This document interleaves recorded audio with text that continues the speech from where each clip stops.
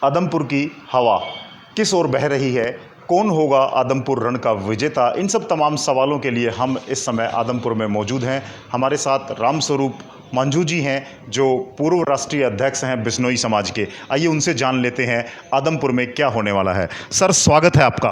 Thank you sir.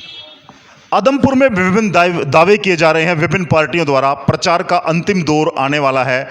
तमाम जो star प्रचारक हैं वो भी क्षेत्र का दौरा कर चुके हैं। मुख्यमंत्री स्वयं 1 तारीख को यहाँ आ रहे हैं। आपका अनुभव क्या कहता है, आदमपुर में इस बार क्या होने वाला है? क्या कमल खिलेगा या पंजा जीतेगा? 100% कमल खिलेगा साहब।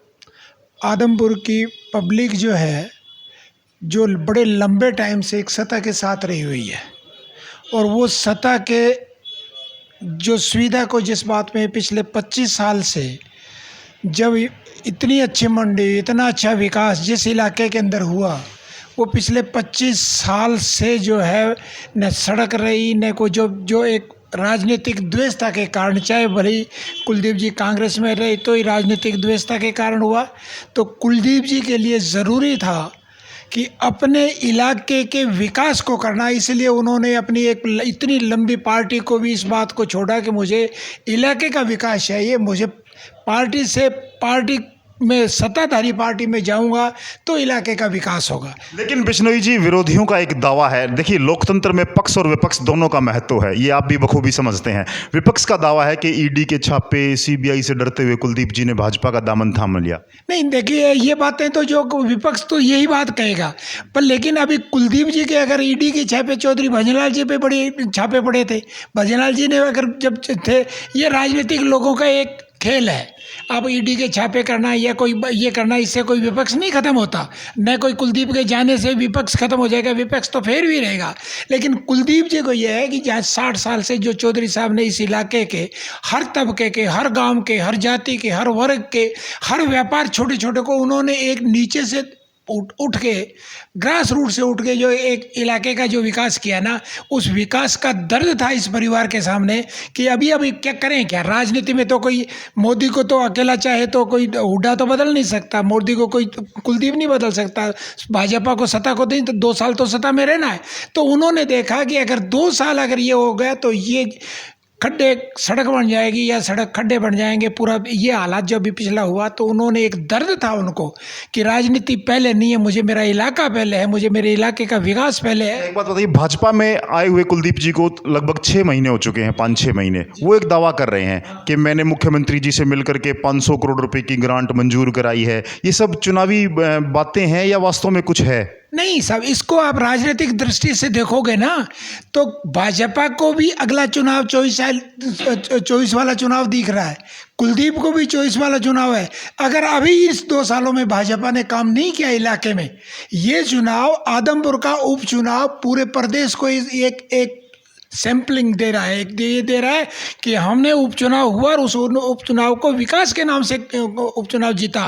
तो ये निश्चित तौर से काम करेंगे। 2 साल में भाजपा के लिए जीवन मरण का सवाल है कि हम इसमें विकास करेंगे तो ही अगला 24 का चुनाव हम जीत पाएंगे। इस बात लिए भाजपा में ये आप निश्चित मानो 6 महीने के अंदर तो अभी जब आया है तो भाजपा एक राष्ट्रीय पार्टी है। राष्ट्रीय पार्टी का एक तरीका होता है, एक तरीके से विकास का मतलब कोई ये तो नहीं है कि एक ही जगह से आए, लेकिन उस तरीके से भाजपा भी करेगा। लेकिन ये चुनाव उपचुनाव हो गया, एक प्रेस्टी पॉइंट हो गया। एक तरफ तो राहुल जी की बहुत बड़ी रैली निकल रही है, राहुल जी पैदल चल रहे हैं, तो विकास जो विपक्ष जिस तरह से हो रहा है, तो अब आप आदमपुर के विकास को रोहतक से तो नहीं जोड़ सकता। हर आदमपुर का आदमी रोहतक से तो विकास जुड़ेगा नहीं, चाहे रोहतक हुड्डा चीफ मिनिस्टर बन जाए तो आदमपुर का विकास तो होता। तो 10 साल हुड्डा जी चीफ मिनिस्टर रहे थे, इनको सड़क बनाने में, उनको यहाँ अगर बच्चों को नौकरी, आज मैंने देखा कि आपका यूपीएससी की जो आपका कितने स्टूडेंट्स पूरे एचपीएस की हरियाणा के पूरे स्टूडेंट्स कितना भारी जिस बात पे, तो ये लंबे टाइम से ये इलाके के लोगों को नहीं दी नौकरी, तो ये विरोध हो रहा है ना। लंबे टाइम में दिया नहीं गया। अभी हुड्डा ने अगर 10 साल में देती होते तो चौधरी भजनलाल जी के जो 40 साल के साथ के 10 साल सारों जुड़ जाते तो ये विकास बिश्नोई जी, हुड्डा साहब भी यही बात कह रहे हैं जो आप कह रहे हो कि ये एक सेमीफाइनल है सत्ता का।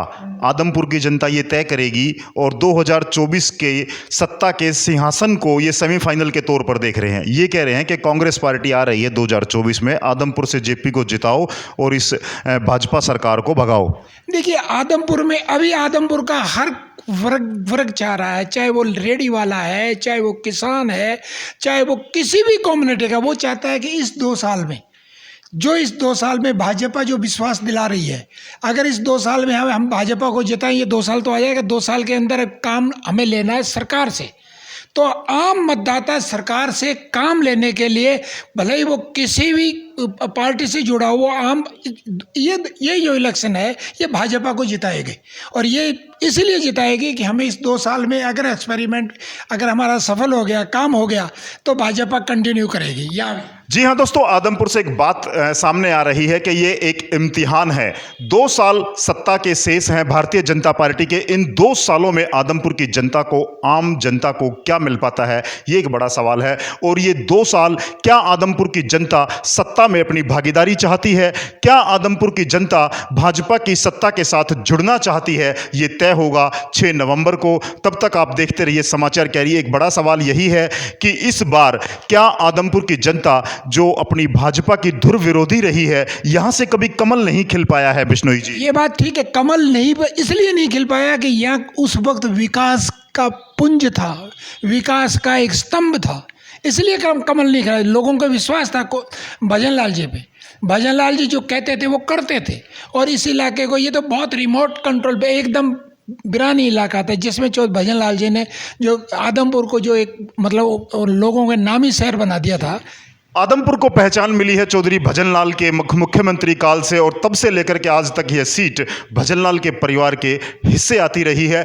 इस बार विपक्ष के द्वारा बड़े दावे किए जाते रहे हैं। भूपेंद्र सिंह हुड्डा और दीपेंद्र हुड्डा के दावों में कितनी सच्चाई है, और भाजपा और भजनलाल का परंपरागत वोट बैंक जुड़कर क्या सत्ता के मुहाने तक पहुंच पाता है, यह बड़ा प्रश्न है। देखते रहिए और इस बार आदमपुर के रण से क्या निकल के आता है। भजनलाल परिवार का भाजपा में शामिल होना, भाजपा के द्वारा यहां पर हाईटेक प्रचार कितना मतदाताओं को लुभा पाता है, यह एक बड़ा सवाल है।